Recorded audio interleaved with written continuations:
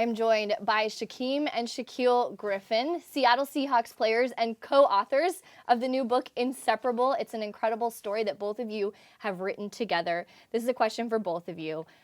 What has been the biggest surprise about your story up to this point for you, Shaquem? I think it's how everybody is taking it in. You'll be surprised, especially when you come to writing a book and you putting all your emotion out there, you being vulnerable, and you being able to show everybody who you are. And then when you get feedback and people say, "But it's really good, it's so good, and I'm loving your story," and you look at people like, "You really? Do you really like it? No, you don't gotta tell me to be nice." So I think it's kind of cool to see how everybody react to it, and how many people you can motivate from it. And I just be so surprised sometimes because you don't never go somewhere and think that you're just gonna be motivational and you're gonna set a standard for a lot of people until they actually tell you, and then even when they tell you, you still don't believe it. But I think when thousands start to tell you, and that's when you start to believe it. What's been the biggest surprise for you so far? It's been the same. It's been the same thing, really. I feel like the best part is just seeing people who read it and being able to relate to it. And I think that was the best part, and I think that's why, people are enjoying it so much. Well, you guys have so many things in common, so many similarities, obviously, but one of the things I loved about it is how you can really sense your distinct personality and identity and perspective of a lot of the things you've been through.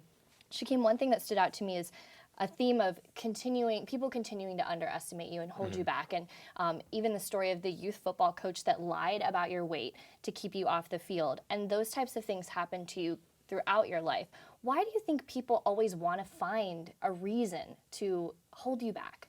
I think it's because, when you see something that's not familiar, you see something that's different, it's hard to believe it.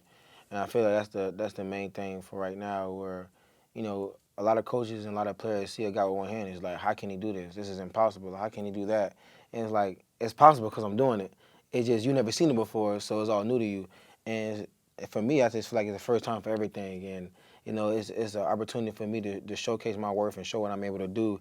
Inseparable, of course, was probably the obvious, easy title to come up with for your life story. Especially, let's go back to the recruiting process, of course, because I knew a little bit about that for both of you as well. And one of the storylines throughout that process was, Shaquill, you had all these big-time offers coming in. Shaquem, you did not have as many. And a lot of people from the outside thought, they probably won't stay together. When the big dogs come knocking, Shaquill might, start to really think about that. Did it ever, for a second, cross your mind that you guys wouldn't end up at the same school? Did that ever come into your mind a little bit? Not at all. The pact that we created, was younger before we even got to high school was something that I truly believed in, and I know he did too, and that's something that we was going to stick with for the rest of our life, really.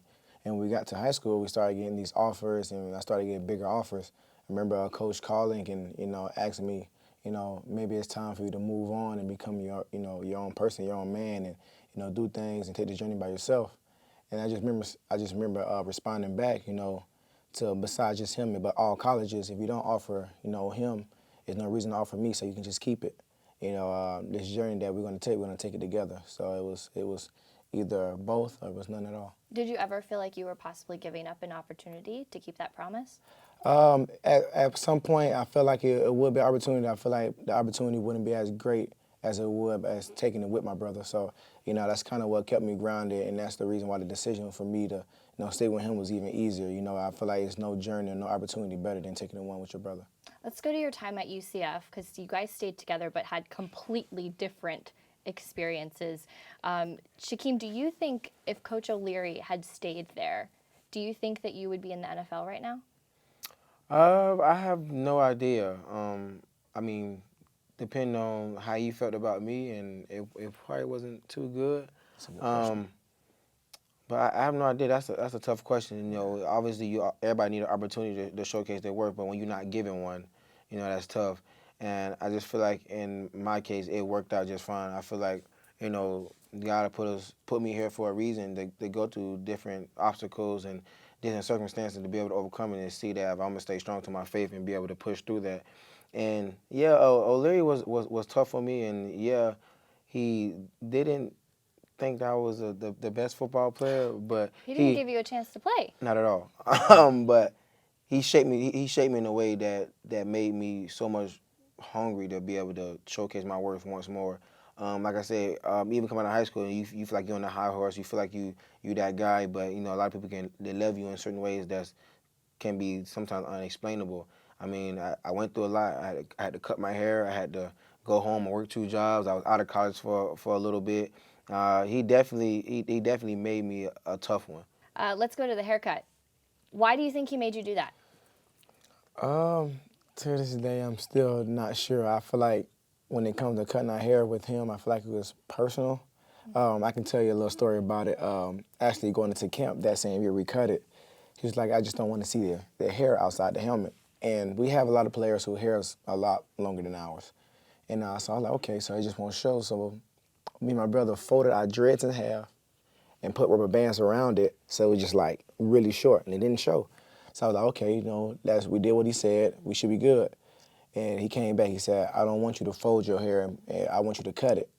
So that's the part where it was like, okay, maybe this is a little personal because you just said you didn't want you didn't want to short the helmet.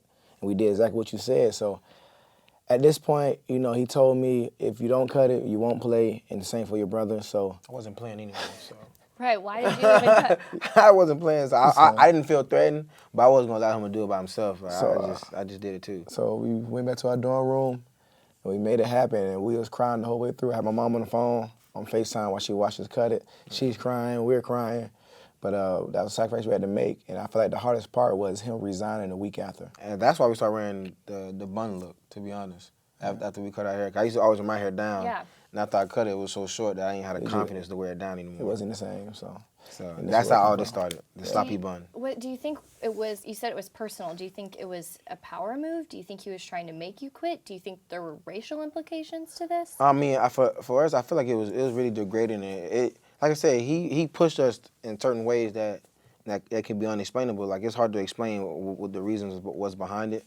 But it was very degrading. But it made us stronger. It brought us more together. And it brought us to a point where like, we're gonna fight this way out. Like, there's no way we're gonna stop him. We're gonna quit on each other, and we can't allow him to win. Because even if he think that he was gonna be close to winning, we can't allow him to think that. We can't allow him to feel like he can break us, because he can't break both of us when we're together. Mm-hmm.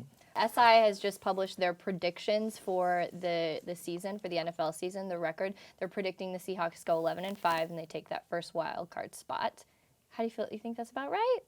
Well, I guess it's cool to give us the wild card spot, but I think we're going to take the West.